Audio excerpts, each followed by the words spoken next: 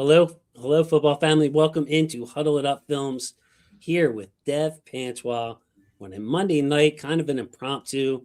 Figured yesterday we had to come on, man. First night of free agency, first day of free agency, and of course, coming off the biggest trade in Ravens history.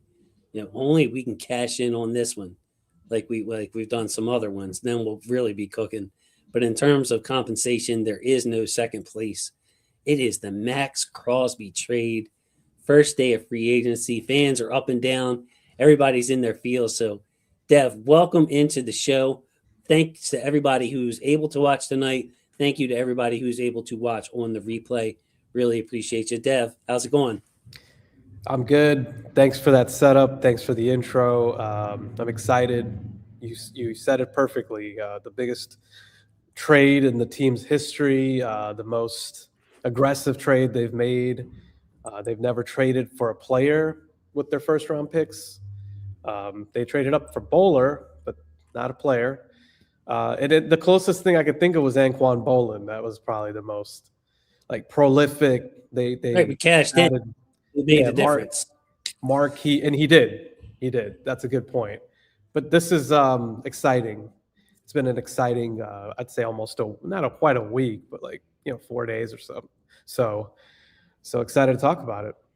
I'm still kind of in shock because I mean, I know a lot of people on the channel remember I was saying go out and get the best acquire. I used the word acquire on purpose. The best edge rusher available. And Maxx Crosby's name was mentioned in trades. And I'm like, man, maybe we can be aggressive and get him. Maybe we should get him. And then you remember I was like, man, I'm looking at the draft. I'm looking at pick 14. And I'm like, I don't think any kind of Kyle Hamilton type prospect is dropping. I mean, for Pete's sake, Dev, we were considering the guard at 14. Thought that would be a great pick. But then, Dev, when the asking price came out of 2 first-round picks, I'm like, well, there went that dream, man, because we ain't giving up 2 first-round picks. Yeah, that's exactly it. I think you had it. I give you props. You're leading this one. For that 14th pick, I'm willing to trade it for Maxx Crosby. I was on the fence, but to your point, I think that when the request was 2 picks, the demand was 2 picks. Then I'm like, I can't see it. That's when, and I it was kind of funny timing. I put out a tweet. My big prediction was the Ravens trading for Jonathan Greenard. Day 2 pick, I was like, this is more their speed. Sure enough, an hour later, they trade for Crosby. I looked like a fool. But I'm with you when you take a step back and you look at the field, and I know you've been adamant in saying that there really wasn't anybody there. I think Ruben Bain, there's an outside chance he could drop because of the short arms, but let's be real. If that rate, they know what they're getting with Maxx Crosby. Anyway, so you got someone, and then when you unpack it some more, you take a look at things. I've taken a look at things the last few days with his game, and he's the total package. He plays like a Raven. He's relentless.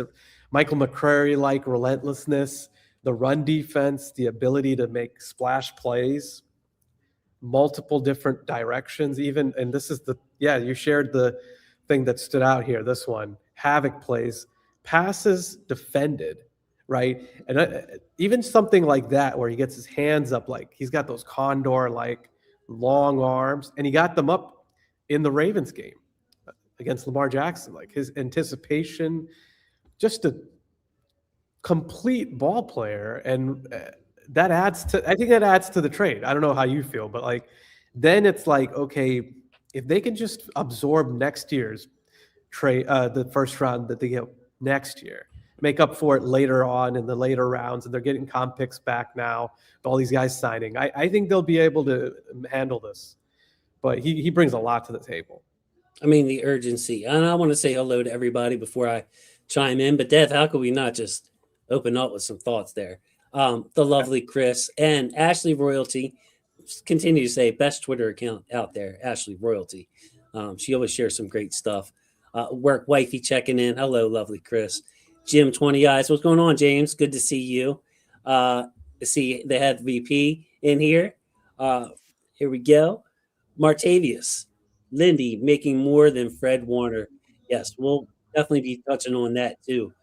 Blew away the center contract, basically making 1.5 times more than Creed Humphrey, which just blows me away. Um, Alec has been too negative due by EDC's moves and cannot attend and kill the vibes.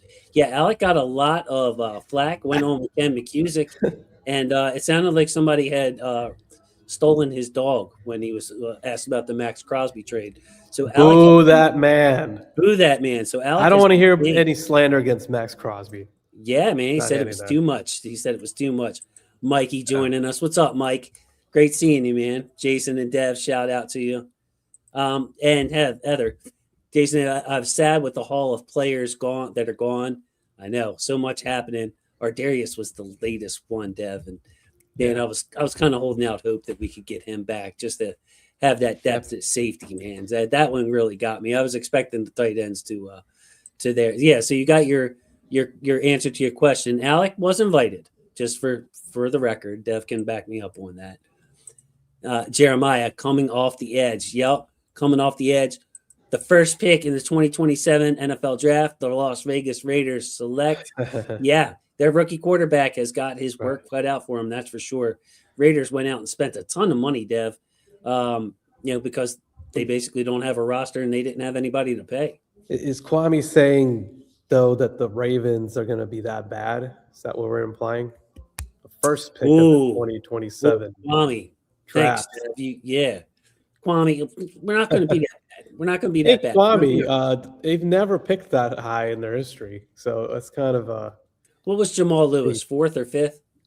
Ogden was 4th, right? Jamal was 5th and Ogden was 4th.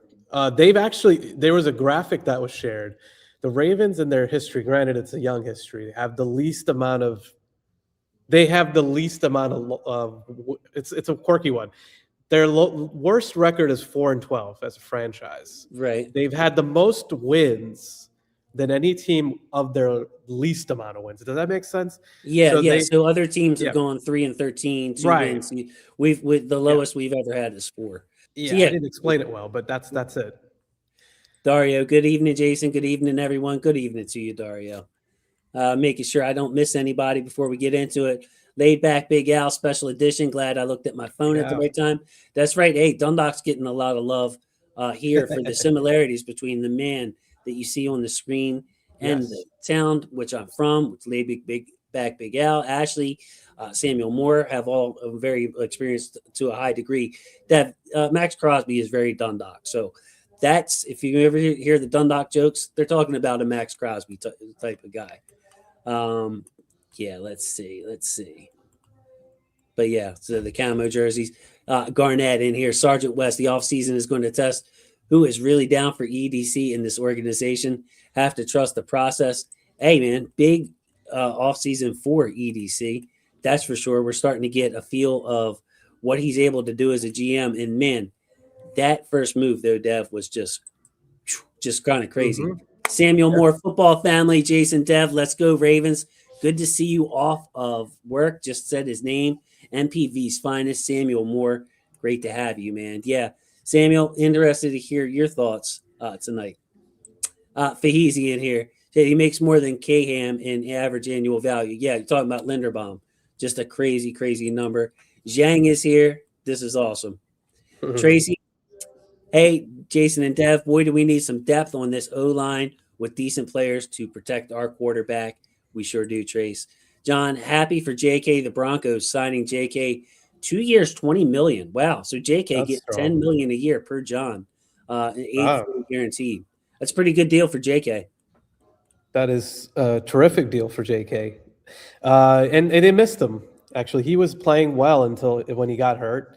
So I'm happy that he was able to come back and finish and get his job back, because I don't think the rookie Harvey showed enough to be trusted to just handle the job fully. So they need a counter. Somebody gives a little bit. Like RJ Harvey is a good player. Second round seemed a little high for him because he always had like scat back written all over him, 8 to 10 carry. They need JK. I mean, they still probably need to draft it back though, just considering JK's injury history there. It looks like soul food, soy food. Ravens should try to get Trey Hendrickson or Devin Lloyd and Brian Thomas, and we got some more ors. Now I was thinking about this, Dev, as free agency. The names start coming off, and there's not really a lot of guys at this point after the first wave to spend a lot of money on. What if the Ravens just said, forget it, maybe with another word that starts with F, and just threw a bag at Trey Hendrickson? Was like, you know what? We're just going to rush with you, Trey Hendrickson, Maxx Crosby, and we'll bring in Mike Green and Tavius too when they get tired. Yeah, it would be something else. You could entice them because they do play the Bengals twice. So I wouldn't dismiss that phone call if I was the EDC. I'd probably want some idea from his agent what the numbers look like, kind of lurk in the background. And the one thing they could offer Hendrickson, and the interesting thing is those two guys, with Crosby and Hendrickson, right? Like both are coming off of injuries.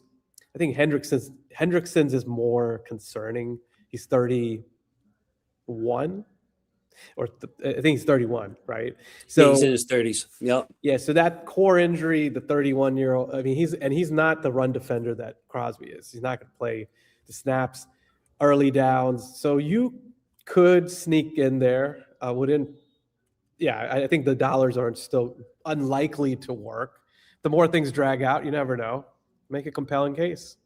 That's kind of funny. I just, I see who's left and who's not left. And it's like, well, if we got money to spend, if we don't, we spend up to the cap every year, we just go all in. Devin Lloyd's a good one. Yeah. Elgin Jenkins, former Pro Bowl player for the Packers, been hurt a lot, plays center and guard. With the Ravens losing Linderbaum, could he be another option, Dev?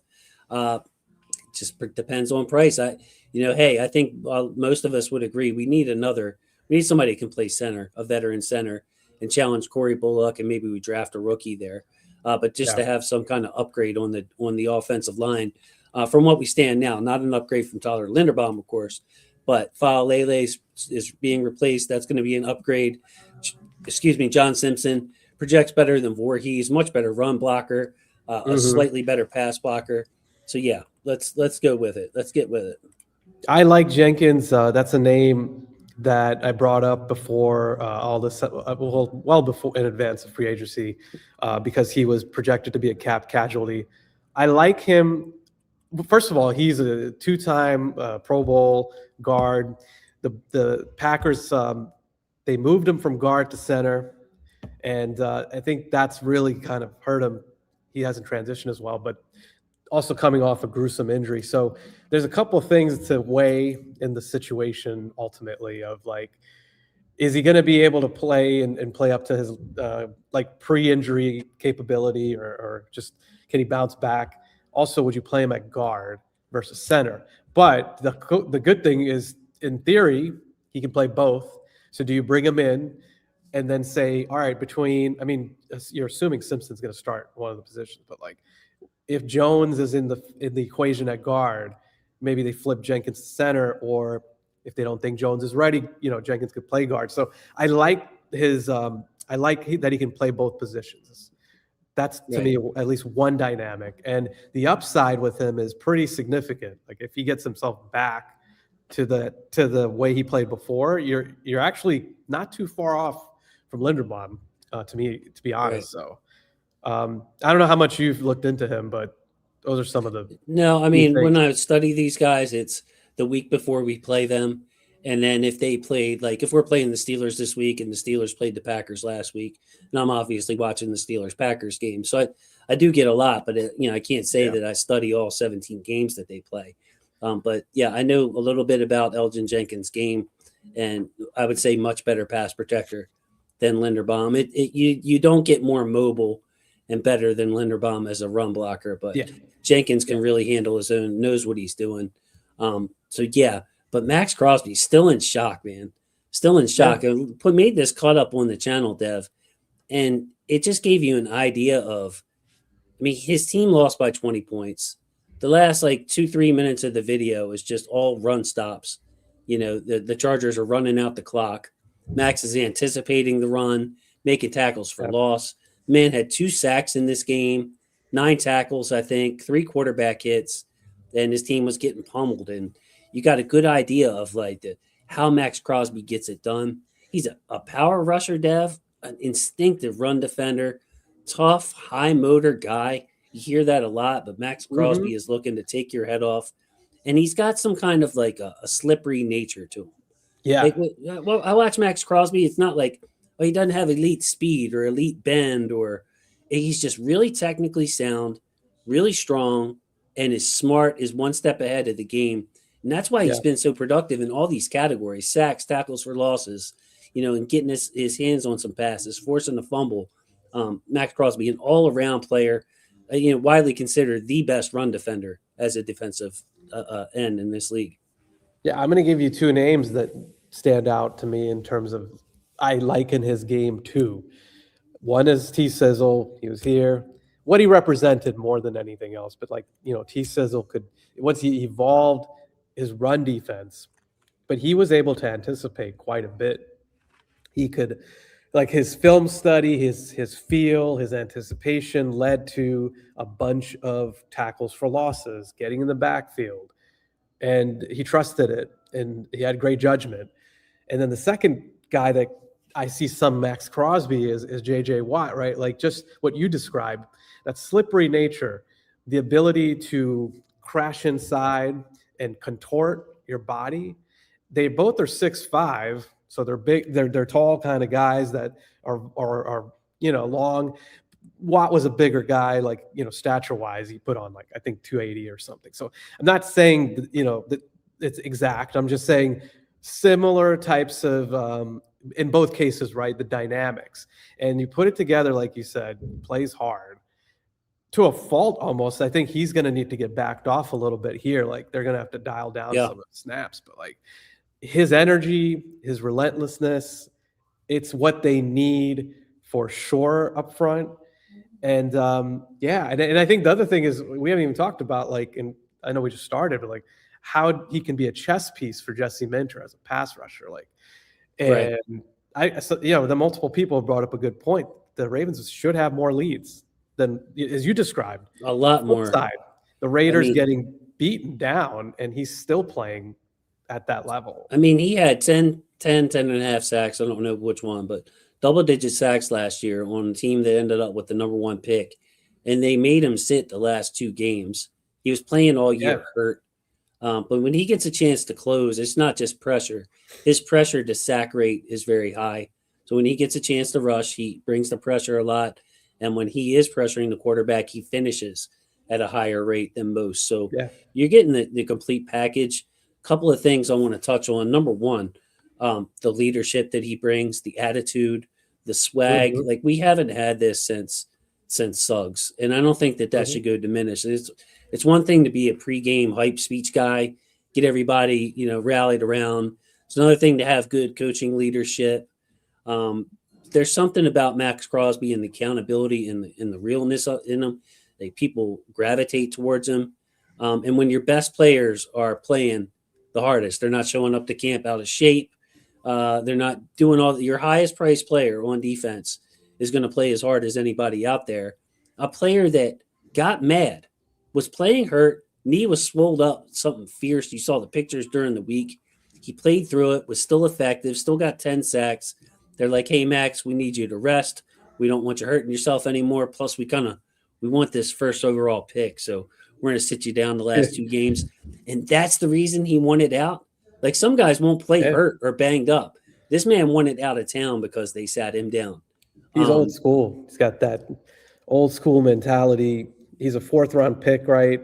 He had to he had to earn it, and it comes across every snap he plays. The other, and I keep bringing up older players that it takes me back to, but another guy, Michael McCrary, right? Like Yes.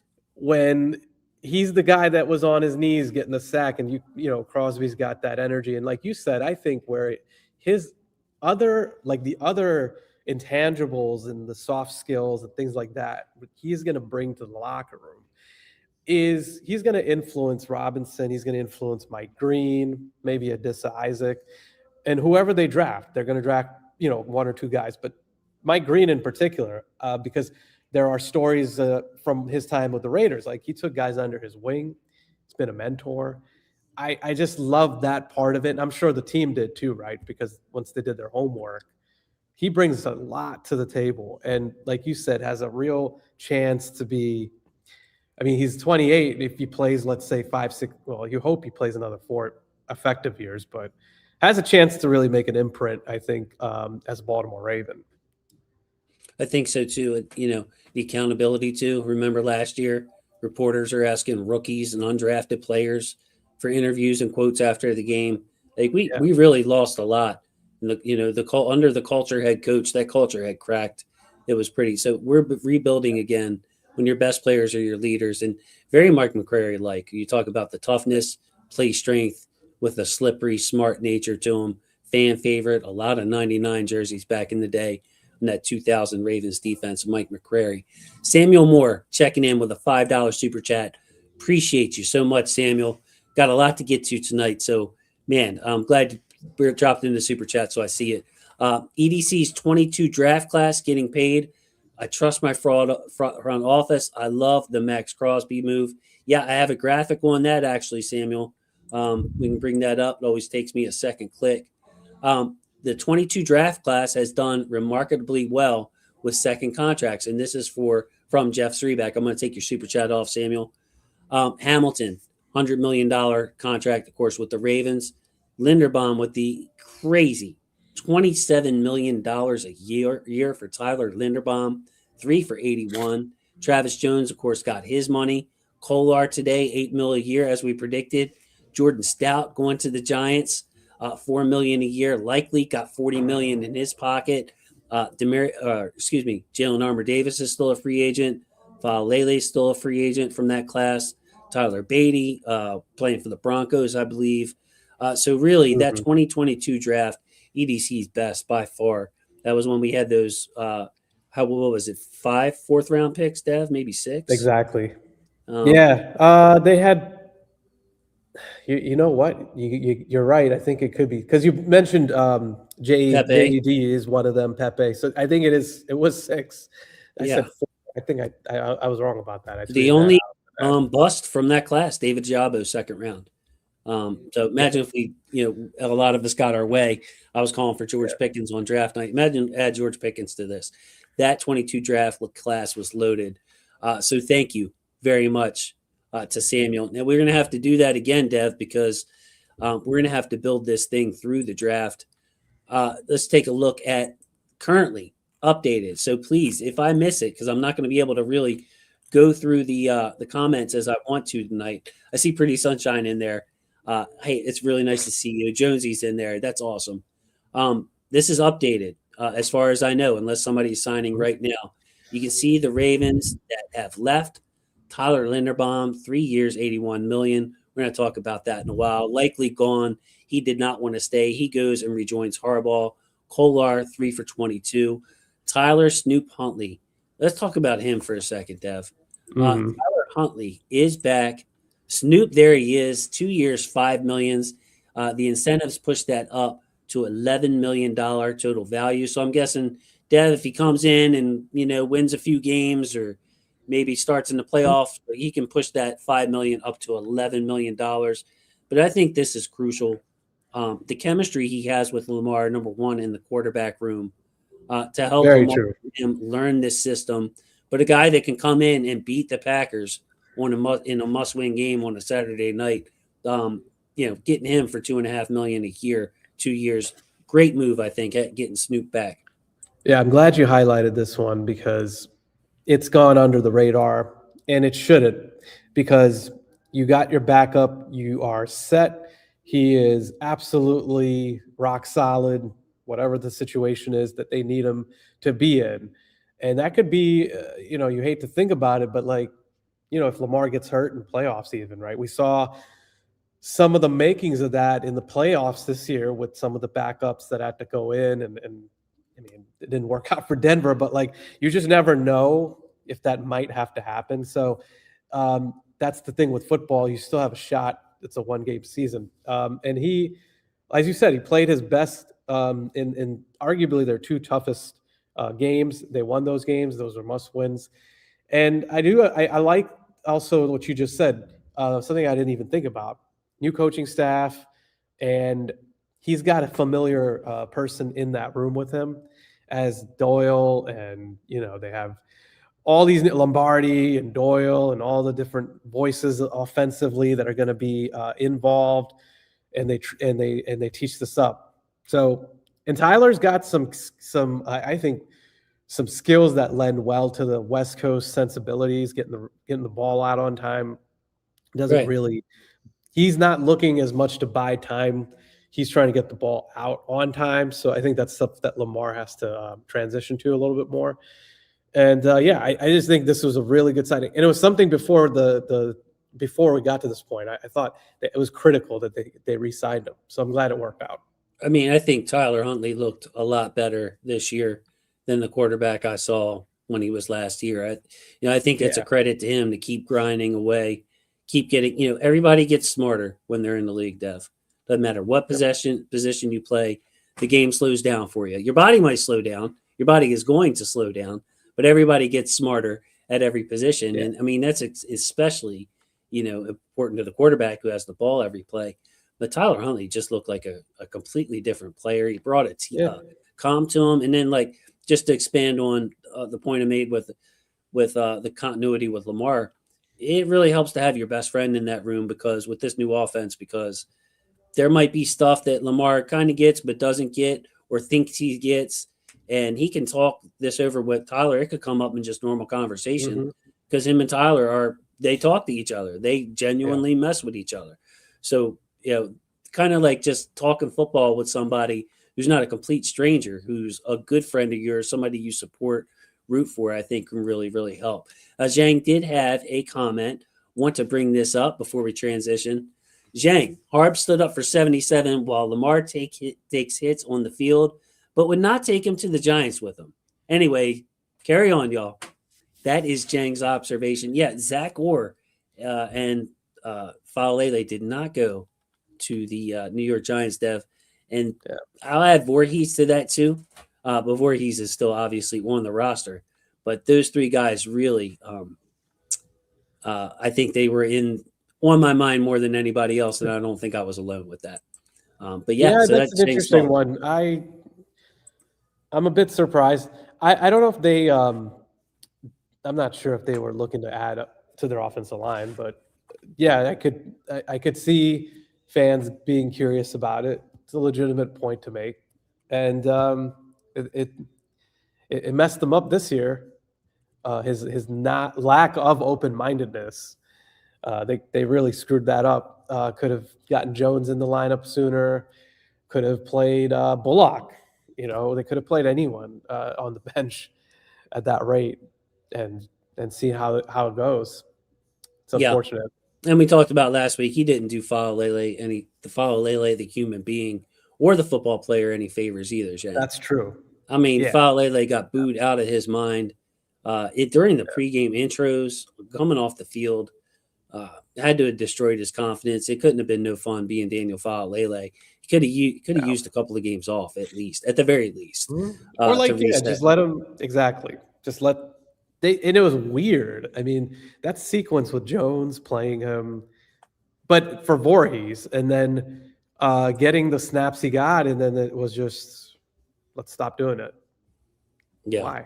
Why? It's anyway, we don't need to go backwards. Let's just move forward. You know what? I'm going to move forward with something else that my main disappointment of the day.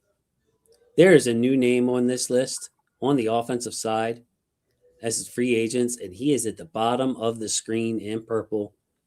Keaton Mitchell was not tendered. Second round tender would have been $5 million. Team would have had to give up their second round pick and match that $5 million to take him from us. We did not put that tender on him. We did not put the original round tender on him, which was less than that. We let Keaton Mitchell become a free agent per Jeff Zrebeck. Kind of surprising. So I guess Justice Hill is safe. He's going to continue to be the third down back. Rasheen Ali seems safe. This draft is not a good running back draft. I can tell you that right off the bat. I only have 11 or 12 listed at this point. It's not like last year where I could have listed 20.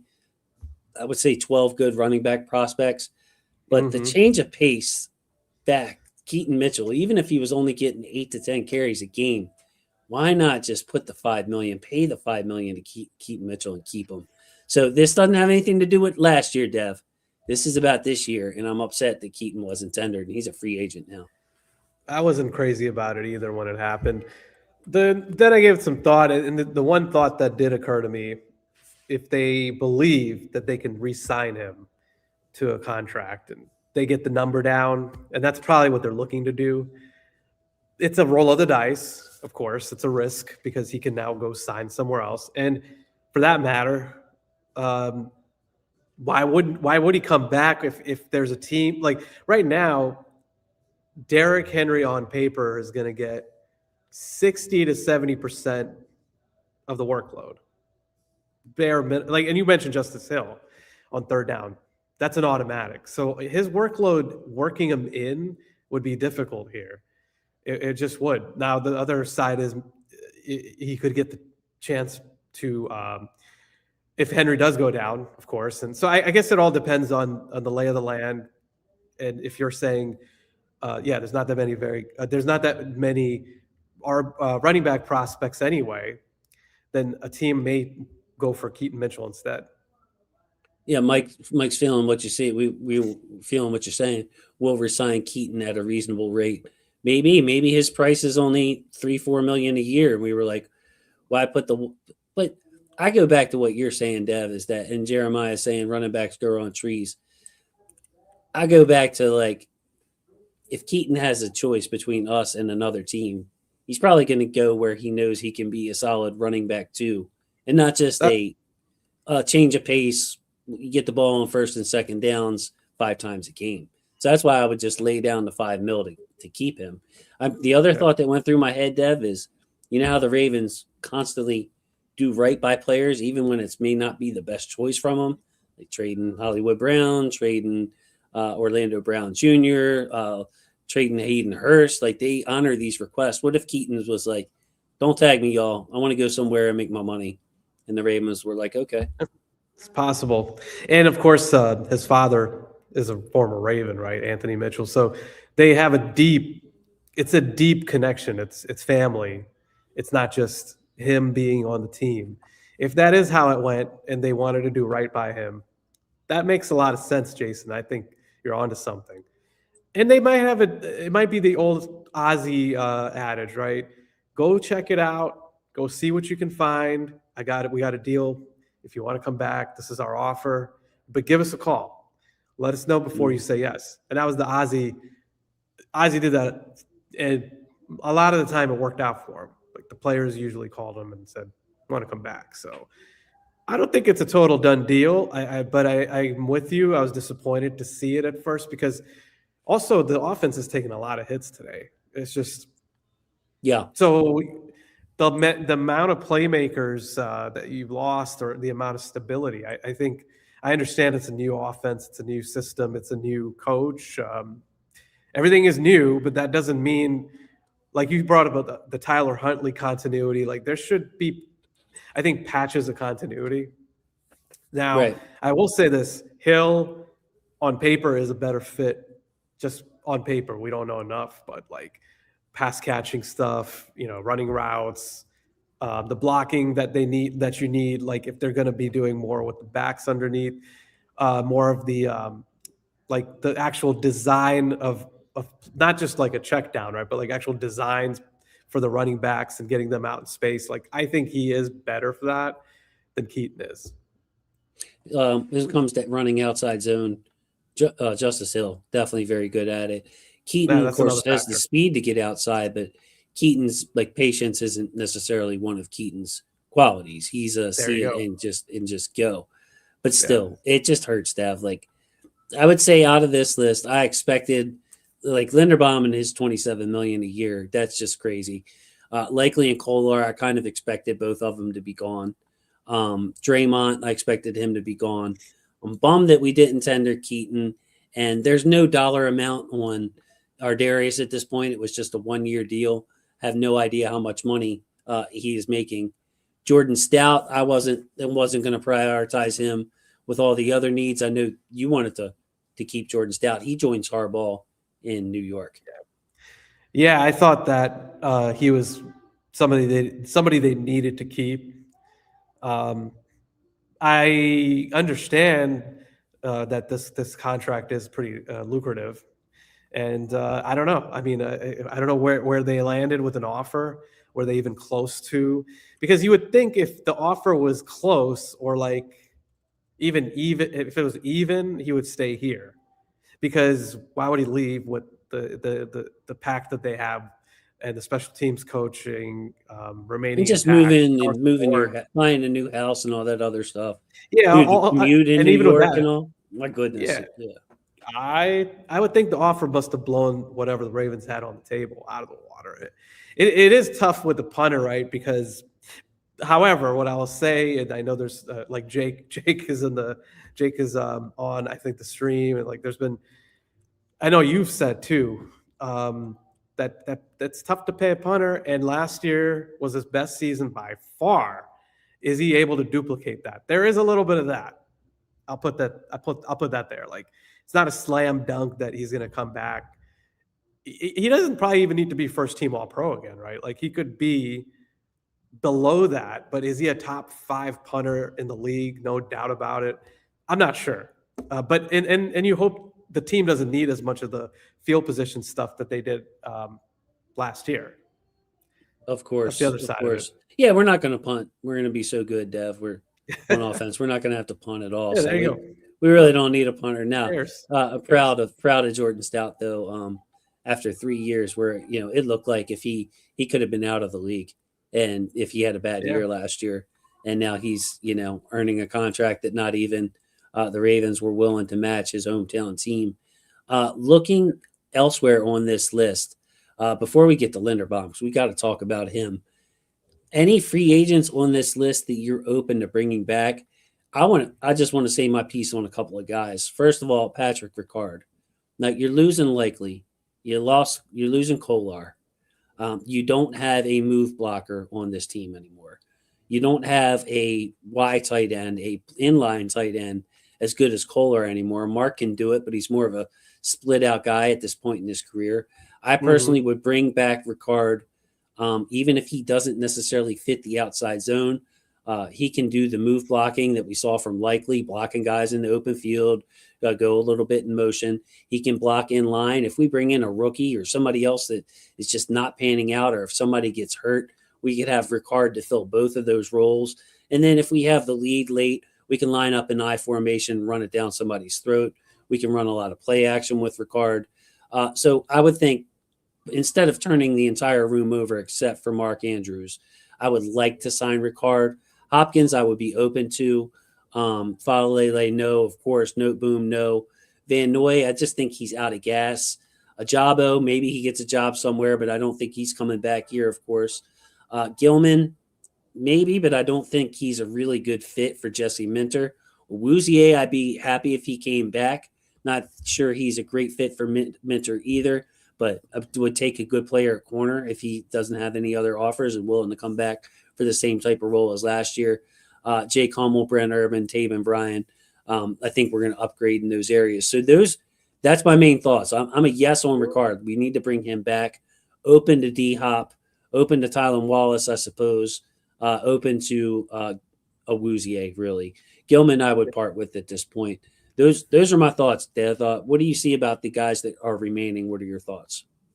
I'm in the same zone as you. Ricard, initially, I was very much early on. I didn't really think he needed to be back. Now with the way things have transpired, I agree with you, and he's not going to cost a lot. I mean, so I think he's a good guy to have. And again, Derrick Henry has chemistry with him as well. So then you again get back to that continuity idea. You're not losing, and you're not losing everyone. And so he does a lot, and we know the value he brings in the blocking game, and he could be an interesting piece for them with what they want to do offensively. I mean, with what Doyle might want to do. Awuzie is the other one I would like back. I know you had mentioned some concerns. I just his intelligence, his timing, and some of the key plays he made last year. Yeah, I would be all for him being back. If they can't find another corner that maybe is a better fit, or physically, stylistically isn't a better fit, but like I think if you can get him at a good price, I would love that because then you'd be in pretty good shape with Marlowe's. Marlowe is not going anywhere now. It's what it seems like, and then you basically bring back those top four corners, and then you can, in theory, you can draft another corner. That's fine, but like I think because Jesse Minter is such a dynamic defensive secondary coach, like I almost prop all those guys up a level because like it's going to be night and day when they play in comparison to what they did last year. Yeah, let's That's take a where I'm look, at with that. Dev. Let's take a look at him. Of course, on this graphic, I have Kyle Hamilton at nickel, so you see him close to that purple line, close to the line of scrimmage. There's Jesse my guy Minter. Martin. I forgot Martin. Yeah, Love at the Martin. slot, the other Yeah. nickel quarterbacks, Keon Martin, Roger Longerbeam profiles as that shorter, quicker guy like Keon. On the outside, you got Wiggins and Kone, you got Marlon Humphrey, TJ Tampa, definitely a fit for a Jesse Minter defense. Smart zone defender who can come up and smack you in the mouth. So yeah, we have basically four corners that can play on the outside. We would have room for one more. So it would either be a Woozier or draft somebody. I don't know. I don't know. Of course, Kone's spot is not guaranteed. If you would draft a corner in the second round and you had a Woozier, then of course, you would have some true competition. So yeah, there's a look at the roster now. The other big news, Chris, you're going to love to hear this. I think you may have heard it before, but Teddy Buchanan expected back for training camp. Kind of huge. I did not see that. Yeah, I don't know if he's going to be right this year coming off the ACL tear, but there was a report out from one of the local guys that Teddy Buchanan's on track, not just for the start of the season, Dev, but for training camp. So that would be huge. Wow. Yeah, that would be huge. That would be huge. He's definitely someone I can see doing quite well in this defense. Smart guy and physical at the point, and can do some downhill stuff that, yeah, I think both him and Trenton Simpson could toggle and do some of those things, but Simpson's speed really jumps out. So yeah, but that would be excellent because obviously Buchanan was so good last year, and he's part of that trio between Starks and Green. I'd also pencil in Peoples. Like Peoples has got new life now with what this defense is, and again, anything when you're talking about a new staff, like all of a sudden he's going to get a chance. And we've talked about him a lot, like just his one. I know he's got that one that one pitch. That one pitch is so valuable with the rushing ability. And now you had Crosby. I mean, you got to build up a bunch of rotations, right? So this class from last year, I think, is going to, and then Martin's another one, the undrafted rookie, like really good instincts. So I think he's in the mix for the slot role. But you do bring up a good point between Kone and Longerbeam. I mean, technically they were draft picks, so you can't totally just discard them and say that they're out of the picture completely because they drafted them, so they liked them. So they do have some, and they didn't play, so they were like red shirts to me. So it's an interesting group, and there's still work to do. I think they could use another defensive lineman or two. Yeah. Roger Longerbeam, by the way, he's the one most hurt by Keon. That's the same position, man. And Keon, the special teams that Keon played, everything that Keon did, just ready like a bulldog. Roger Longerbeam's going to enter camp probably a long shot to make this roster. Kone's you're right. Oh yeah. Kone's a long, tall outside corner. He'll have a shot to make it, even if the Ravens add somebody like a Woozier or draft somebody.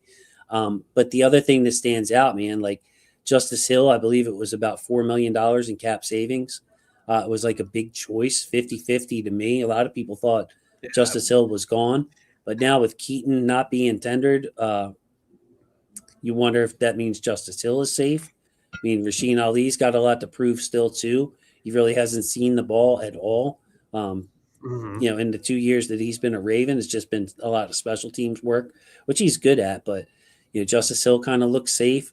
Voorhees, that's a call, and Voorhees is making $4 million all of a sudden due to Yeah. his playing time incentives. So yeah, you can see the new signings there on the board as well. Maxx Crosby, John Simpson brought back. Where would you like to go next, Dev? Would you like to talk about Linderbaum? Would you like to talk about John Simpson? Let's do John Simpson. Let's save Linderbaum for last because it's more juicy and having that like trying to think like a TV person or something. Just kind of Okay, save for last. we'll tease that Teasing for up. later. So Yeah. John Simpson, I posted his 2023 highlights on the channel. They are here if you want to look them up. I Googled them or whatever. I put it in the YouTube search bar. And my highlights were like the first ones to come up. I imagine that's because nobody else does offensive line highlights. But John Simpson, Dev, Mhm. I want to just say right off the bat, excellent run blocker, a butt kicker. The video's name is Strong Strength. Like he will wrestle you away. He is very mobile. You can ask him to pull. The Ravens ran behind him a ton in 2023. Really showed his worth there. Simpson's problems was the penalties, and he's out over Mhm. his skis, leaning a lot. It's a lot of holding penalties, uneven pass protection. He is, not a great pass protecting guard. He is a butt kicker in the run game. Yep. Getting him for $10 million a year, which I imagine is a lot of that is funny money. It's probably more of like a 2-year deal for John Simpson. It's cheap. It kind of helps that left guard position, but it's not a big move where you're like, hell yeah, we just fortified this offensive line. And I say that as somebody who's a bigger fan of John Simpson than most. Like John Simpson in general is going to be more of an asset to your team than the opposite. Yeah, he seems to be a little bit of a lightning rod because if you like him, you love him, and if you don't like him, you kind of it's not Falele like, right? But because I think universally a lot of people just knew he's not any good, right? But he's got fans, John Simpson, that is, and you're one of them. I respect that. I like his. I think to the things that you just said, right? He's cheap. He's a cheap starter. That in theory, I think he will start. I think he will end up being one of the starting guards. But let's just say you do go down that road and something happens. And again, you like Emory Jones, and then you draft somebody in the second round, and then you kind of like say to yourself, all right, like John, look, I mean, we're going to just kind of like go with these young guys. It's not the end of the world that you kind of have. Again, you haven't really invested so much in him that you couldn't pivot a certain way. I like that he can play left. I mean, that he would play left guard. So now all of a sudden, if it is him and Emory Jones is better suited for right guard. So there's that. There's some dynamics there that I like, right? Beyond what you said, which is, I think, very important. His run blocking ability, his ability to get out in space. Is he a good fit for the new scheme? Is he a Ledford kind of lineman? I think so. Yes. Yeah. So that's a big thing. And can I just say something I want to Sure. say? In general, for the fans out there, like I've seen this across the TL and on Twitter, just stop and think, yeah, the players that were here and the guys that were here before, like a Simpson, they played a certain way that you're used to. You have to recalibrate some of your thoughts to that staff. They are looking at things not completely differently, but probably like a lot differently, right? So I think that gets back to that though, right? Like do the new guys, I mean, Ledford, if he fits, because he's physical, like you said, like he gets after it. And Voorhees and Falele were completely not that. We talked about it many times on this.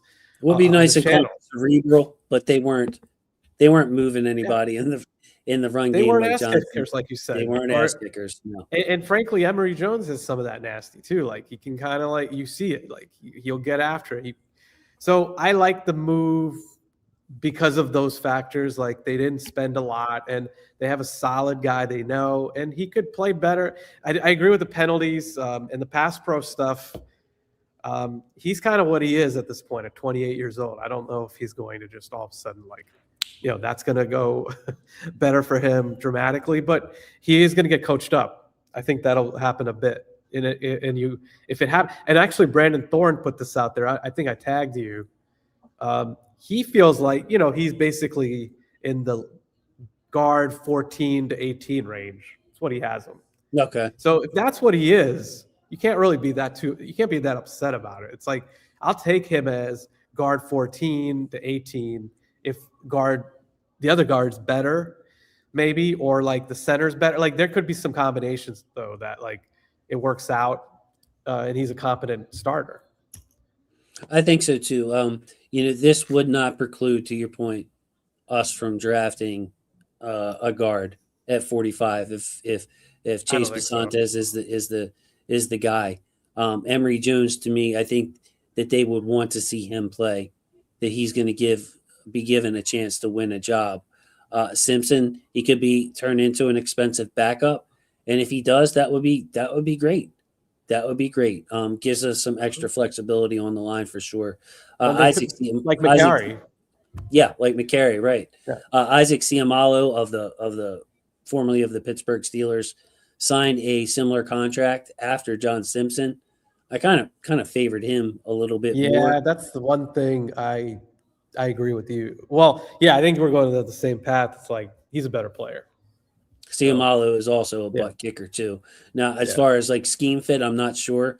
But John Simpson, as soon as we acquired him from the Raiders or signed him that offseason, I brought in one of my friends, Sanjeet, the football scout, very popular. Got the Football Scout YouTube is an excellent channel, very popular. And he studies the Raiders. And he was telling me the one thing about John Simpson that didn't make sense to him was he came out of Clemson as this big, gap scheme profile. And they tried to run gap scheme. Basically, he was better under Gruden's zone concepts. So here was a guy that was really, really big, was a better at outside zone when he was profiled out coming out of college as a power scheme guy. And I think it was Josh McDaniels that they had having them try to run power with John Simpson. He wasn't as good at it as he was. Yeah. But then when he came here in 2023 under Todd Monken, man, he was really leading the power plays on those pulls. They were using him. So a mobile guy, John Simpson is. You check out the highlight package on that. Yeah, the zone part and the fact that he fit that better. And I think that's very interesting because, again, that is a big aspect to this. Can he especially the wide zone being incorporated into the mix, like a lot more. It makes me wonder about Ciamalo. Like maybe they thought that John Simpson was a better run blocker in the outside zone than Ciamalo. Now, I'm not sure about that. Yeah, I don't know either, but you got to trust them. At least I very much trust Ledford. Like the work he did in Atlanta speaks for itself because he nailed, like, even from a developmental standpoint, because not all the guys that they had in that starting line were premium picks and premium guys. Like he developed a lot of them. But no, I think one thing I was going to add, this came up before I hopped on the channel. I saw that he and Maxx Crosby, Simpson and Maxx Crosby, exchanged some tweets with each other. I guess they were friends with the Raiders, and there was an incident, and you might have to look this up later, not to derail things, but there was some sort of altercation, and Maxx helped him out on the field or something to that effect. So, like, came to John Simpson's defense, yeah. Yeah, so they're buddies. They get along, part of the Raiders connection. So that's kind of cool. I think that's a cool thing. They're bringing, but it gets back to what we said. Crosby and Simpson are your first two moves. You're sending a bit of a statement that, again, both of these guys are going to knock you on the ground. They're going to play you through the whistle. They're not, like Simpson's he's a guy that will get after you. And I like that. I really do. And I think, they need to go more in that direction. Yeah. The new age, play like a Raven, as Jesse Minter said. We got to redefine it. But yeah, on the defensive line so far, news is looking pretty darn good. Bobby Trossett, of course, reporting from the combine that Matabike is not planning to retire. So we'll see where that leads us. I'm sure Bobby's not pulling that out of thin air.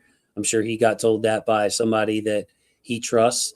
We'll see how Matabike goes in his rehab, pounding the medicine ball against the floor. posting that Yeah, that rehab, posting good news. I can't see him It's kind of doing trending that. Yeah. BK. If it's a neck thing and we don't know what it was, but I think he kind of sent the message without saying much because that's not something you would be able to do if it was looking grim. I mean, it's still March, and it's a totally different story when you're like, engaging with 330-pound guys and Yeah, a things little like bit that. Right? different. A Yeah, little bit different than a medicine ball, but like, I think that here's a lot of the speculation, and that has come up after the Crosby deal, which is that if they didn't feel good about Madubuike, would they have put the dollars in it with Max Crosby? Because on a on the off chance they would have to eat a lot of dead money, like that's kind of a double whammy, right? So I don't know. I think that's a worthwhile reading between the lines that they would be able to absorb so much dead money otherwise. But no, that's a good point. if Yeah, he's back, forget about it. changes. Yeah, Just I was gonna forget about it. say, Like to like, me, just to it's complete my point, Dev, Operation Rebuild Defensive Line would be like well, you couldn't do any better than that if your we'll just 2026 Ravens has Max Crosby and Namdi Madubuike on it compared to what we had last year. I mean, man, well, look let's at look at the the lineup. We're looking at it now, but I mean that's okay. yeah, I don't need the graphic, but like yeah, BK Jones, Crosby, Robinson, Green. I mean, part of the rotation, Robinson, Green. You brought Jenkins back, right, to play the run. Right there, I've named like 6 guys, and then I think they'll get rid of Broderick Washington probably. right. Well, there it is, perfect. And then You got a Okoye there if you want him. yeah, If you Okoye want is to, a good prospect. The Peoples we talked about, I think, would really slide in there and give you that one. Just give him the pass rush specialist role, and then on top, that's before they would have even needed to draft anyone. And if he's back, you might not have to draft someone till later. All of a sudden, because like I think they have enough guys already. Probably could use another edge. This is a good edge class. I would probably dip into yep. edge. That's Great my edge thing. class. Great edge Yeah. class, by the way. But yeah, Operation Defensive Line. Namdi's back. It's better than anyone could have imagined. Oh yeah. Operation Offensive Line, not quite the case. Like it would have been great to if we went out and signed, say, a middle of the road center right now, I think it would look a lot better, Dev. You know what I mean? Like we Yeah. lost Tyler Linderbaum right now. It's a big hole there. Corey Bullock, we don't know what we have. But right now, Simpson, I think we kind of know what he is. He's proven it over the last, like 3 or 4 years that we've really been studying him. Really good run blocker. Not the best pass pro guy. He's going to rack up some penalties, which is going to be really frustrating. Emory Yeah. Jones, bright future, but we still don't know what we have. Voorhees, we don't feel good about. Bookend tackles, feel great about them. But we really need to beef up the interior of this offensive line still. Like another veteran signing is what I'm hoping for. The best center available, that would be what I would be shooting for right now, Dev. Yeah, the slate has been kind of the slate's a bit cleared at this point. There's some good veterans out there that could help you in a pinch. We talked about, I think, what is it, Pokic from the Browns is kind of like one of the last guys left. And Jenkins, Elgin Jenkins. Yeah, Jenkins for sure, because I like, again, he's got two-way option. It's not totally, it's not a total, and then the interesting guy is Cushenberry, Jason from Tennessee. I don't know what the deal is with his health. But if he, I just don't know enough about the situation. But like he was a very good player, right? And they moved off of him. So is he at all?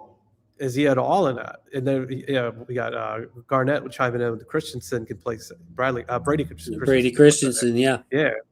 So yeah, I mean it's not a total lost cause right now. With who's out there. So I think my thinking is it's too much of a risk to go into the draft and not add anybody at all, because now you're looking at John Simpson's your only addition at guard. If they had upgraded at guard like more significantly, right? Then I think they could have maybe said, all right, yeah, we'll draft somebody, and we'll be okay. I think you still have a pretty, like you said, interior line is still not quite there with a competent vet where you can roll them out on day one and feel good about it. Like I think Right. so I think the door should be open to add a better center. And I think that doesn't mean you close the door on Bullock competing. Maybe you do. But yeah, some of these guys just signed with their teams, and that's the tough part. Like But I yeah, thought McGovern was my guy, but McGovern re-signed with Buffalo, and he kind of they put their eggs in trying to get Linderbaum back, and that they should have done. I think that's fair. Now let's see what their plan B, plan C is. they're going to need to go to it, and they're going to need to hit it hard for sure. Because if Emory Jones is starting the season and he earns it, I'll feel good about that because I believe in Emory Jones. If John Simpson is starting, I feel good about him as long as he's got four nice pieces next to him. But if we got Emory Jones and a rookie and John Simpson, and all of a sudden I'm looking at interior That's the line, and I'm thing. like, that's a little rough, right? Like That's we need tough. another That's veteran tough. presence in there. Samuel coming through with a $5 super chat. Thank you very much, Samuel. Jason, you think the second round pick, number 45, is a guard, center? What's your thought, boss? Well, what I can say about the center part of it is center would be pick 45 would be too early for the centers in this draft. Yeah. Round 3, that's when you can start opening it up to centers. And there's about 5 or 6, depending how you look at it, guys who project to be starting centers in this league. I love Sam Hecht from Kansas State. Jake Slaughter from Florida is a good player. The guy from Iowa, Logan Jones, Iowa lineman, Right. typical. He can run outside zones. So when you start adding them all up, Sam, there's a good 5 players that you could draft and be like, yep, this guy's got a really good chance to be a starting center in this league. You can never guarantee it, but we're talking about starting third round. Pick 45 is going to be there are going to be too many other good players. That's not good value. There's 1 or 2 guards, we'll call it 2 guards, that chances are one of them is going to be available at pick 45. One is Chase Basantes. The other one is Emmanuel Pregnon. We'll be talking a lot about them on the channel since pick 45 is our first pick. I think both of them are worthy of the 45th pick. I'd be happy if we picked either Basantes or Pregnon with the 45th pick. But again, they are rookies. It may take them time to adjust. Both of them, I think, are on the ground a bit too much for my liking. You're going to take somebody that high. Where I think, Samuel, there's an overflow is these edge rushers. It's a crazy amount of edge rushers. I'm counting 10 deep, and they're not all going to go in the first round. And we just signed Maxx Crosby, and if all these edge rushers are getting pushed up and people are taking them, maybe, then, another position like a corner slips or something like that. So, yeah, second round, number 45, you'll definitely have a couple of options at guard. I would think one of them maybe gets picked, but not all 3 guards. There's one's going to go in the first round, obviously, in Vega Owane. But, yeah, center, a little early for that. Dev, can't wait to get to the – yeah, man, we don't want to go into draft day, though, Dev, saying, look, we need to start in center, or we need to start in guard. Yeah, no, I'm starting to go. I'm starting to go to the route of let's try to get a center because initially I did like the idea of a center, being able to compete with Bullock and you draft one, maybe. And as you said, the round 2, I know you outlined it really well. Like that could have maybe been too early. If it's round 3, fine. So you have that, but I just don't think the guard addition was good enough to offset. If it was a better guard, like Right. Isaac, maybe, and again, we don't know the fit, so that maybe it's wrong to say that, but he is a better player. And just if that were the case, I'd feel a little bit better about it. Now, one question I have for you is: Are either guard capable of playing center, or is that just too much of a? I mean, I think that has a lot to do with your smarts. I don't know. I would think Simpson has played left guard so long that. Well, Simpson's out. I was thinking Yeah. of the rookie. The rookies. If you take a guard at 45, Oh, is yeah. either, yeah. Yeah, I mean that's a tough ask for a rookie, I would think. Yeah. I try to err on the side of pessimism with that kind of stuff, Dev. Like unless I really know. Um, but Yeah, yeah, you need more surety there. I mean, again, it's it's day two, not even day two of free agencies. We're still at day one. we're 10 hours So in. I'll tell. We look. The Ravens went into 2000 and the 2008 season. They went all the way up to the first week of the season, and they signed Willie Anderson, who got cut in training camp. Willie Anderson ended up being their starting right tackle, and he was That's very right. good. So you just again, and Ozzy said that all the time. He's like, this thing never until we play football. I'm still putting the roster together, and that's the way that they look at it in the building. They are going to address it somehow. So yeah, we'll see how. Yeah, TY. Hey man, thanks for making it tonight, TY. One of my channel members. If you'd like to support the channel membership's a good way to do that. Ty is a I would good say guy. subscribe. We have 70 people watching right now, a little higher than normal. So if you haven't subscribed, please subscribe. Trying to get up to 5,000 subscribers. So any little bit would help. Really appreciate everybody in the football family there. Yeah, TY saying Bullock, Emery, Voorhees should battle for one spot. That's the kind of competition we're looking for here, Dev. That's the kind of competition we're looking for. John Simpson, though, I would say we did a pretty good job of outlining it. He could be our starting left guard, like he's been a starting left guard since he came here, or his contract being three for 30, basically a 2-year deal, is not prohibitive of him being a high quality backup who can come in and do the job if we able to find better options. So it's not like John Simpson can start for us, but I don't know if that money necessarily locks him in as, man, we're paying this dude a ton. He needs to start. Yeah, exactly. And he came back and he wants to be here. He probably loved being here. So it's not like I just can't imagine a situation where they gave him the job exactly. Like I think or maybe I'm off the mark on saying that, but like that, I think there's room for them to put the best five out there. That's why I like the Jenkins signing potentially, to be honest, because High again, upside. And yeah, if he craps out, then you still have guys that can play. You can draft a guy yeah, if you want, but he's going to start the year healthy, presumably, yeah. and If give he's you what he's got. recovered, center guard again, he's played both spots because I think the center part he did not play well at center. I'm not saying he did, but like I think the thing is that again you get someone with a little bit of flexibility. I like that going into the draft, and then maybe then you go the route we talked about. You draft a center in round 3, or So I think that's where I would like it to go, and I'm hoping that this isn't it. It would be a bit much to just hand the job to Jones. I agree with that. As much as I like Jones' talent, like you can't just go, hey, that's our guy. Like he's got the job. Right. Right. And he looks good, Emery Jones. So Yeah, no the doubt, no Ravens doubt. tried with Tyler Linderbaum, man. And oh, hey, TY just gifted a membership. Thank you, TY. Appreciate that so much. Almost missed that. TY, appreciate that. So if you claim the membership, if it went to you, make sure you say thank you to TY.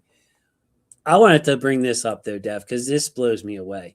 I saved it from last week. Now, here are your top center contracts. Okay, Creed Humphrey, widely and deservedly so, almost unanimously considered the best center in the game. He's making 18 mil a year. Cam Jurgens of the Philadelphia champion, the world championship he won there with the Eagles, 17 million. Drew Dahlman, 14. Eric McCoy, 12 million. By the way, some people are saying Eric McCoy might be on the trade block. So if we could go get him, a Yeah, $12 million center, sure. that would be pretty nice. Luke Wattenberg, 12 million. So we're on here on the channel, and I'm sure many other channels, and we're like, man, Tyler's going to push 20 million, Dev. Would you pay 20 million for a center? Oh, well, that's a lot. I don't know. He's not $2 million better than Creed Humphrey, but maybe we should pay this starting center 20. Well, if it goes to 21 or 22, I'd probably be out. Tyler Linderbaum got $27 million a year, 3 years out of the Raiders. Now, I'm not great at math, but I know that 9 plus 9 is 18, and 18 plus another 9 is 27. So Tyler Linderbaum, with his 27 million a year, is basically making 1.5, 1.5 times what the best center in the league is making. Mm-hmm. So our guy Jeff Zrebiec, he was asking around. Sounds like the Ravens offered Tyler Linderbaum 4 years, 88 million. So they were offering Tyler 22. They were blowing away that market, Dev. 22, not good enough. He got That's a 381, man. yeah. So obviously the average per year was just too good for Tyler to turn down. So threw a lot at you. It was a long time to set that up, Dev, but I mean, damn, bro. We're sitting here talking about 20. Would you go higher? EDC, it looks like he was willing to go 4 years for 22 mil a year. And Tyler Linderbaum was like, well, what do you expect me to do? The Raiders don't have any good players. The Raiders have spent more than any other team free agency. They had all this cap space. They had nobody worthy of signing. They traded Maxx Crosby, and they were like, what the hell? We'll just give a center basically left tackle money. Yeah, you covered it, and I think it was so wrapping your head around even the 25 million, which was reported by multiple reporters, that it would go in that direction. Did you believe it? Like, did you believe it? Well, initially I was like, okay, maybe earlier. I think it was early last week. And then you saw the center deals start to drop, and you're like, this isn't happening. And then this happens. And then I saw the combine, and Daniel Jeremiah keeps saying, this guy's going around the third round. This guy's got a chance to be a starting center. And I'm like, all right, this is good for us, Steph. Exactly. And that was something I put out there again today. I was like, well, you know, like Daniel Jeremiah is the one who said he's got this is a pretty good class for center. So, yeah, to your point, I thought this was going to go the other direction. But you make a lot of valid points about the Raiders having the cap space. Kubiak, the center, does have more value in his offense for what they ask him to do. He's going to be so the fit is very good for him, and there's just no way on earth though. Like I would have been, I give EDC props just to even go to 22, right? Like for me, yeah, I was comfortable if it went that way, and it did, and I would have been fine with that. But like, I can't fathom going to 27 million a year. Right. I just can't. I think I would have been like, I'll offer you 20. And then if he came back with like 21 and a half, be like, you're killing me, Tyler. You're twisting my arm here, Tyler. I'll give you 21 and a half. Okay. How about 21? Like, that's where I would have been. Yeah. So, I mean, his agent clearly he kind of pulled a Scott Boras type of move here, where he just didn't care, went and got the best offer. And Creed Humphrey's got to be thinking, I got to get on the phone with my agent right now. Like he's a better player. He's a better player, and he's getting paid that much less money. Shoot, I might not show up to training camp. I don't care about, I'm a team player, but if I'm Creed Humphrey, I'm like, this guy. I need a raise. I need a raise. No, salute to Tyler. Like none of this is hating on him. Like I genuinely. He's a good guy by all accounts, and tough. And he's a tough. Yeah, he played here. You represented him really well, and I thought he had a chance to be here a long time, and it just didn't work out for multiple reasons. And maybe there's miscalculations on DeCosta's side. That's a valid argument, that I've seen that. Like, why did you take him knowing that it could go this way with the center being lumped in with all the other O-line positions? It's like, that's another thing I think the NFL needs to really like take a step back and reevaluate. And especially after this contract, there's no way. Yeah, he should have been lumped in with centers, and his franchise tag or fifth-year option should have been, I don't know, 13 mil or something like that. Hey, Dario with a funny here. So I got to read this. This is on the Linderbaum front. Dev, sorry about the face there. Jason, remember on eBay when rabid bidders with too much disposable income bid $100K on a McNugget? Not comparing Lindy to a McNugget, but multiple desperate bidders plus lots of cap space equals major overpay. Yeah, and add to it, Dario, rookie quarterback incoming. You're going to have Tyler Linderbaum. I saw the Raiders being praised for that. It is, dude. It makes a good sense. You get a veteran, tough, dependable center. you want to protect your rookie quarterback. So if I'm the Las Vegas Raiders, I'm going out. You got Colton Miller at left tackle. I'm trying to build out that line to at least protect my rookie, so he don't get his butt kicked like uh, David Carr back in the day, or who else? Hmm. Who else am I missing that really got their butt handed to them as a rookie Yeah, quarterback? that was about as bad as it gets. That was about as bad as Yeah. it got. Yeah, but to protect them. But yeah, it was just a losing battle, Dev. And then when I go back to you know, the depth chart, it almost makes me think, Dev, that like EDC was planning on Linderbaum coming back. Like he probably really thought he could sign him. Like he's like, or 27 million? Are you kidding me? Like I'm Well, at looking at here. 20, Wait, yeah, yeah. If you think about it, at 22 million, they they had to have felt very good about that. right. Even at Like I'm 24 or 20, right, we got 22 million budgeted. That's a great point, Dev. That's 4 more million than Creed Humphrey. We're getting Tyler back, bro. We'll yeah, go. you would think so. Right. But now and so the flip side is that are the guys out there that we talked about? Maybe McCoy's on the trade block. That would be phenomenal. By the way, like, and so now you got to go to plan B. Is the plan B something they knew was going to come in the? It's not a second wave yet. It's still the first wave, but it's like day two.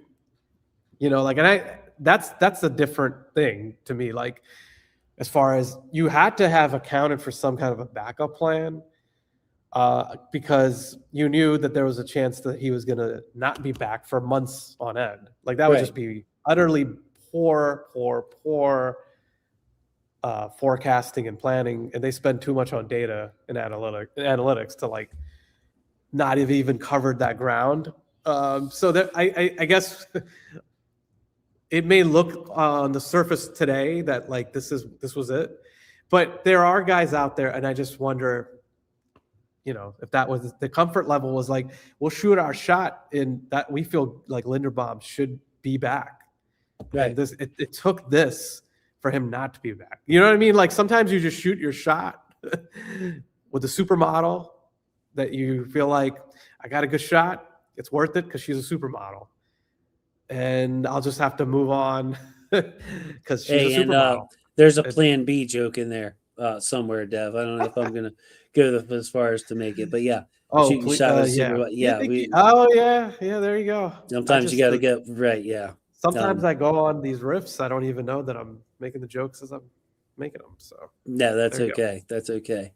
But yeah, Tyler Linderbaum, man, I just can't believe 27. I mean, the reason I asked you if you believe, like, I didn't believe that the reports that he was going to make 25 a year. I thought that's just like I thought that was the agent speak. I thought that was agent speak, but I thought that had a little more traction again last week. Early in the week, right? But then this went totally against all sense of logic, because centers are getting paid less and less and less, and the gap was it didn't matter ultimately, because like the gap being what it was, they just didn't care. They did not care. Vegas, that is. Yeah, and Jim's saying it's the 60 million guaranteed. That's really amazing, and he's getting all that in the first 2 years, Dev. And when I was really reading about Linderbaum's contract, and granted, this before I went to the doctor today, and also my brain's been wiped clean, but basically, Dev, this is a 2-year deal. Not that the Raiders themselves would want to get out of it early, but that Tyler, being 25 years old or however old he is, can basically be like, hey, guys, I'm 27 now and I need a new deal. And why wouldn't they do that? Because they have the agent is operating this way, right? There's no love lost. There's no loyalty at this point. Easy saying his third year is protected to injury. So, bro, they just gave him something. I mean, no other center's even coming close. I mean, really, this is tough for, like, there are guards that wish they had, really good guards that wish they had this contract right here. So, Tyler Linderbaum, no hard feelings, brother. You did what you had to do. You can't turn down this opportunity. You can be a free agent again at 27, cash in again. So, yeah, We're gonna have to go with the supermodel left us. It's Plan B time, Dev. Plan B time. That makes things so much worse. It So much does. worse.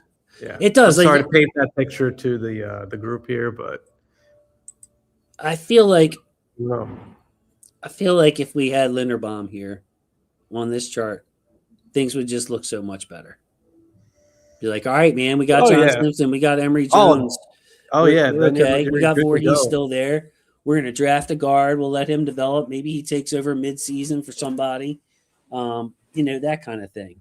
Oh, totally. I think you would have been able to ready. You would have been pretty much ready to play football right now. There wouldn't be as much work to do.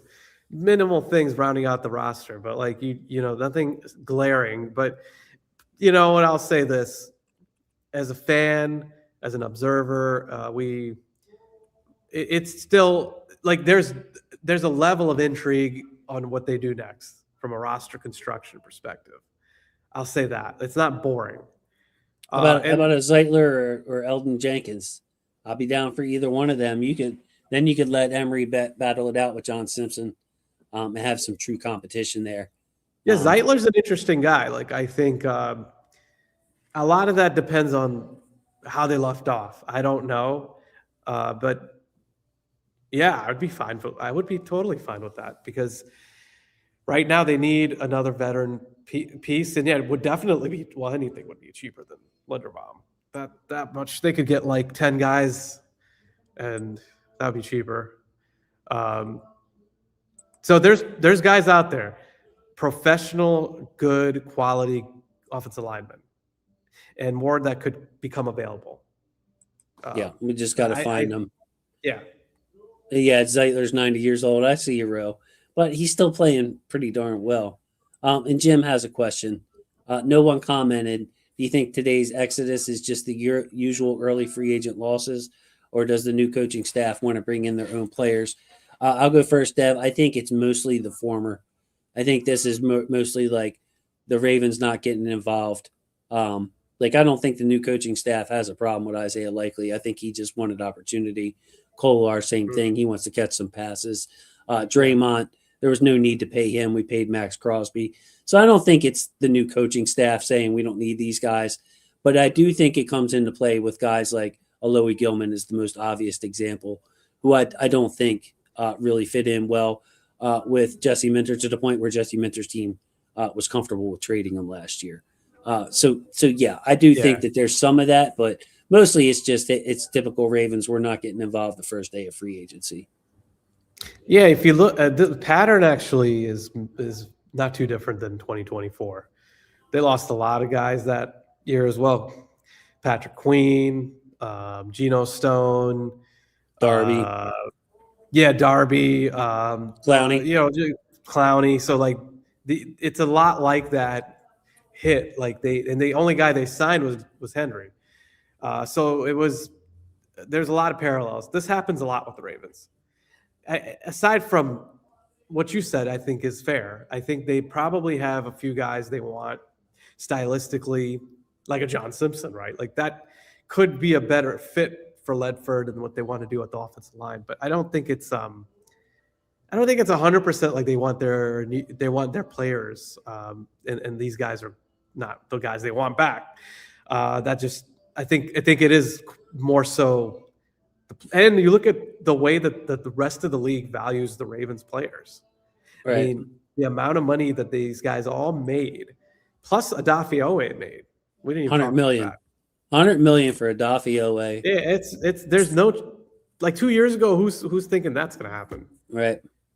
But hey, we can't on one hand say DaCosta's, I've seen this hyperbole, one of the worst GMs, and his job's on the line. But at the same time, today, the Ravens players made more money collectively by far than any other team's players. Right. It's not even close. So, and those are drafted players. All these guys are homegrown players, except for, like a Draymond. There's a few guys in there. But, this speaks for itself, I think. And, this is part of it too, right?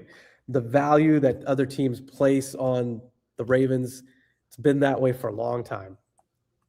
Yeah, and Joku's still out there. Or like if we wanted to add, say, a blocking tight end and be like, look, there's 100 million. We'll go get Justin Jolie. We'll go get Michael Trigg. We'll go get one of these guys. They can all catch the ball nowadays. There's 100 million F tight ends, flex tight ends. Then they're very good. We can draft one of them. Maybe we'll just sign the best blocking tight end, pair him with Mark Andrews, and go get some young blood out there from there. We could do that. So I think Wednesday's show, Dev, will be very interesting because I do think that I would put the odds at maybe 65. I'll say 2/3% that the Ravens add somebody else by then, and some of these guys will be signed elsewhere. Like a guy like a Wouzier kind of strikes me, or maybe Ricard gets a decision on where he's going to go by Wednesday. So we'll get to update this. Alec will be with us on Wednesday, and we'll get to see, kind of really continue to hammer it down as to what we need. Van Noy just, he seems like he's out of gas, Dev. I don't know if that's just me. It's just my opinion. He just seems like there's something that's gone. Maybe that was the losing, but he just looked a little different. The energy was a little different last year. Am I tripping, man, or did you notice that? What's your opinion?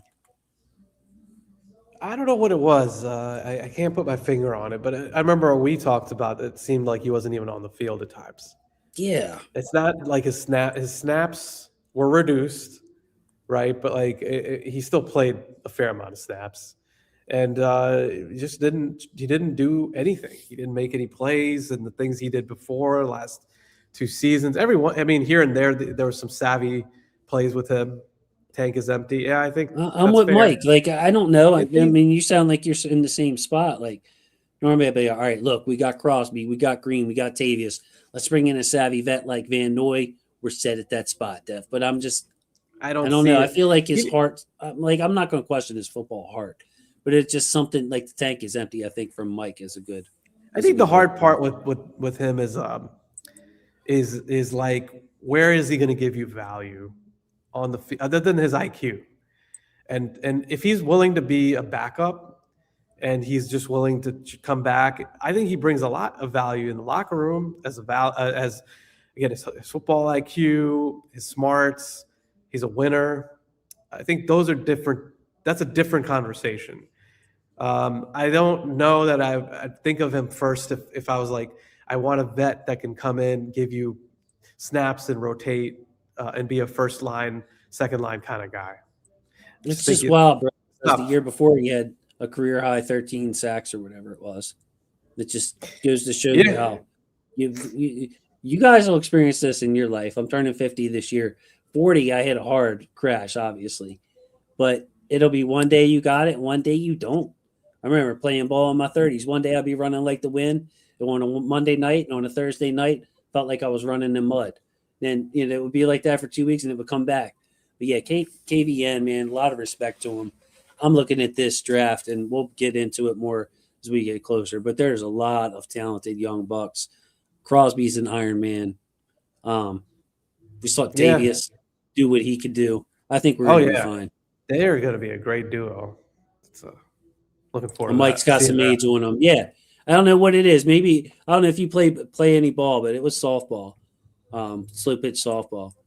And man, sometimes, Dev, the ball was hit to me, and I would gun it over to first base, and I'm like, man, I felt like a good 80 miles an hour. Other times I threw it, and I'm like, is that ball ever going to get to first base? Or like, if your arm's going to come happen there? Like your arm's going to come out of the socket. I play basketball, like you said. If you turn it up and play a full court game, it's death. I remember this was when I was in my mid-30s. No lie. Like, I called out the next day because I was that spent. Did your wife yell at you? Well, this was pre-wife, Okay, sorry. I made the call. I made that call on my own. Didn't have to answer it because I could come home with one arm half hanging off and be like, "Babe, I hurt myself bad." She'd be like, nobody asked you to go play. Blah, blah, blah, blah. Basically, yeah. Well, why would you do that before? And you should have known better. Oh, yeah. But yep, I can understand it. KVN's, hey, look, Hey, I have a lot of respect for him, and I know you said it. He's a great guy. Very, he brought a lot of, I think he brought a good energy to the team for sure, and that veteran savvy. Cool guy. I've interacted with him on social. Uh, okay. so that just happened to be like a happenstance, but cool guy, very cool guy. I like him a lot. I like what he's been doing with the whole like trying to get, he's trying to help people out with, I think, wellness and like dietary things. He's got a lot going for me. I think he's trying to do TV. He did some TV stuff during Super Bowl.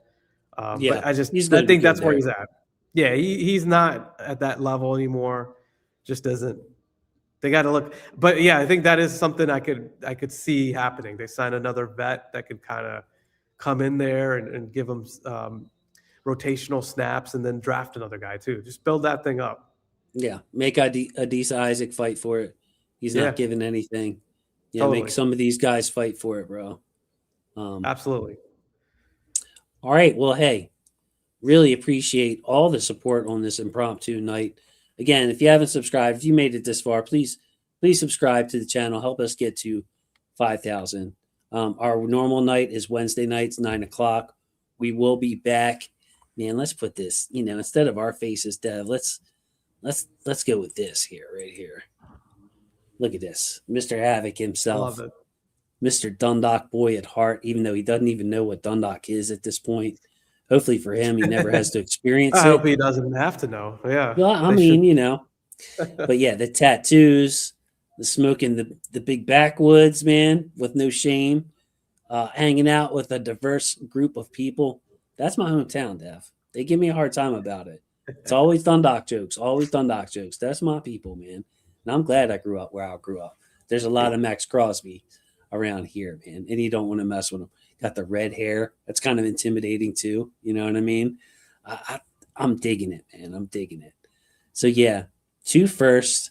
Never even gave up a first in a player to player trade, or in a trade for a player before. We gave up two, and we got this monster. We talked at the beginning about the intangibles, just the force multiplier that this guy is going to bring. Mhm. Pretty excited. So I think you got to thank be you, excited. He's going to change the face of the defense. They needed it. Culture guy. culture guy, man. Backwoods and all. He's already got the Yeah. Kodak Black playing on his Yeah. Instagram and all that. Oh He's yeah. ready, bro. He's ready. So I will invite you down to Dundalk. Might have to get you some kind of new outfit or something, bro. But we'll go down, I, hang I down grew Veterans up. Square. I Yeah, we'll grew go up in down to Columbia. Veterans Square. We'll get a cheesesteak sub, Captain It's all good, Harvey's. man. Yeah. I grew up in Columbia, Maryland, but I hung out. I've been to Dundalk. I mean, I think I passed through Dundalk. I didn't Yeah, actually you like smelled stop it. in Dundalk. Yeah. I smelled it. Oh Right. yeah, sewage. I smelled the sewage. Everybody does, you know. But you talking about cheesesteaks though? You're gonna have to talk to me about this off the Yeah. air. I think You convince go me. down Captain Harvey's for some subs, get some cheesesteaks down here in Dundalk. I All worked with right. a guy and he was like, "Oh, you're from Dundalk?" He goes, "I'm from Dundalk." I'm like, "No, you're Okay. not, bro. You're not. That's not how that's not how it's pronounced." But I laugh though, yeah. All right. Well, hey, and Vontae Davis passed away. Oh man. Ooh, Prayers up, man. that's terrible. Prayers up, man. Gone very early. Way too early. Yeah. Way too early. Well, hey, let that be a reminder to everybody. Tell somebody you love them. Give somebody a text or a call. Check on somebody. Mental health. Life is short, man. Don't be afraid to tell. Dev, I love you. You know it. You guys Yeah. love so many of you. Yeah. Absolutely. Support. Yeah.